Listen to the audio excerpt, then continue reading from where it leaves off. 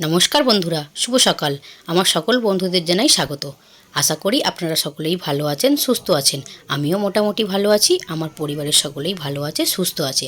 এই যে সকালবেলার টিফিন দিয়ে শুরু করলাম ব্লগটা। গরম গরম ভাত, সাথে ডিম ভাজা আর ডাল সেদ্ধ। কার কার খেতে ভালো লাগে অবশ্যই কমেন্ট করে জানাবেন। টিফিনটা করার পর দোকানে চলে গিয়েছিলাম মাম্মামের ড্যাডি মাল আনতে যাবে বলে।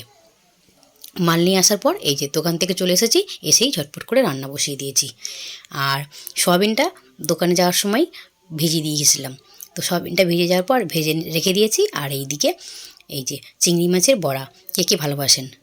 চেষ্টা করি সকালের টিফিন দুপুরের খাবারটা ছেলে মেয়েদের মুখে সকাল সকাল তুলে দেওয়ার, কিন্তু সে চেষ্টাটা বৃথাই হয়ে যায়।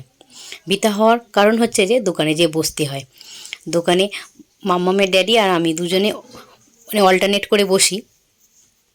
মামসোনার ড্যাডি বাজারে গেলে আমাকে সেই সময় দোকানে বসতে হয়, রান্না কখন করব, এই জন্যে দেরি হয়ে যায়।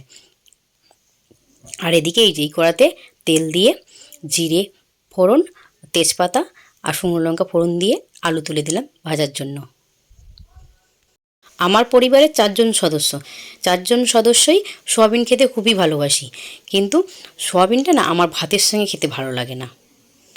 রুটি পরোটার সাথে সোয়াবিনের সবজি খেতে ভীষণই ভালো লাগে, কিন্তু ভাতের সঙ্গে বলে না আমার ভীষণ রাগ হয়। বাবু মাঝে মাঝে বলে সোয়াবিন রান্না করো, বাবুর ড্যাডিও বলে সোয়াবিন রান্না করো আজকে দুপুরে। তখন না আমার ভীষণ রাগ হয়, মনে হয় যে সোয়াবিন ছাড়া আর কি কোনো সবজি নেই, যে এদের সোয়াবিনটাই আমাকে করে দিতে হবে দুপুরে। তাই বাবুর আর বাবুর ড্যাডির কথা রাখতেই দুপুরে সোয়াবিনটা বানাচ্ছি। আর সোয়াবিনটা দুজনের দুই রকম মত।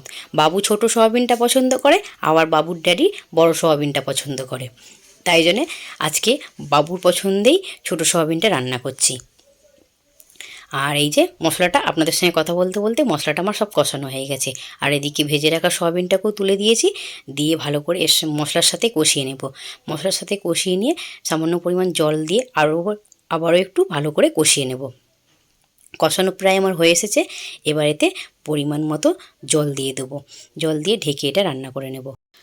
7-8 মিনিট গ্যাসের ফ্লেমটাকে লো করে দিয়ে এটা ঢেকে সয়াবিনটাকে রান্না করে নিয়েছি। সয়াবিনটা আমার প্রায় হয়ে গেছে, আর এতে সামান্য পরিমাণ গরম মশলাও দিয়েছি, দিয়ে আর একটু নেড়েচেড়ে নামিয়ে নিচ্ছি। ভাতের সাথে সয়াবিন পছন্দ না হলেও কী হবে, কিন্তু ভাতের সঙ্গে এই যে আম দিয়ে টকের ডাল হলে আর তো আমার কিছুই লাগে না। আর তার সাথে রয়েছে চিংড়ি মাছের বড়া, আর কি লাগবে বলো বন্ধুরা। আমার তো ভীষণ পছন্দের দুটো জিনিসই হয়েছে, আর আমার কিছুই লাগবে না। আপনাদের সাথে কথা বলতে বলতে দুপুরের রান্নাটা তো কমপ্লিট করে নিয়েছি। চলুন দেখে নিই কী কী রান্না করেছি। ভাত তো সেই কোন সকালে করেছি, ঠান্ডা হয়ে গেছে। আর এই যে এদিকে রয়েছে সয়াবিন আলুর সবজি, আর তার সাথে রয়েছে চিংড়ি মাছের বড়া। আর এই যে এদিকে রয়েছে পাতলা করে আম দিয়ে টকের ডাল। কার কার পছন্দের খাবার অবশ্যই কমেন্ট করে জানাবেন। আর সাথে নিয়েছি পেঁয়াজ আর কাঁচা লঙ্কা।